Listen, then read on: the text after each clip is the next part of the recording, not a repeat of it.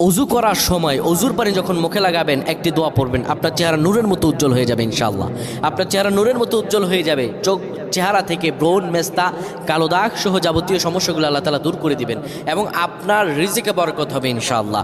আপনার দোয়াগুলো কবুল হয়ে যাবে। অনেকের চেহারা সুন্দর কিন্তু তাকাতে ইচ্ছে করে না, মনে হয় চেহারায় নুন নাই, কিন্তু অনেকের চেহারাই কালো কিন্তু দেখতেও ভালো লাগে। যেমন এই যে বেলাল হাবশি, চেহারা দিকে তাকালেই শান্তির সুবাতাস বয়ে আসতো। সাহাবীরা যার চেহারা দেখে অনেক প্রশংসিত করিয়েছিল এবং যার কলব স্বচ্ছ ছিল।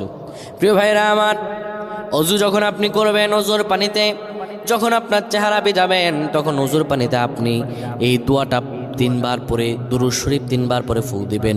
দোয়াটি হলো আল্লাহু নূরুস সামাওয়াতি ওয়াল আরদ, আল্লাহু নূরুস সামাওয়াতি ওয়াল আরদ। পানিগুলো নিয়ে সেই পানির মধ্যে আপনি ফু দিয়ে চেহারার মধ্যে লাগাবেন। আমার আল্লাহ রাব্বুল আলামিন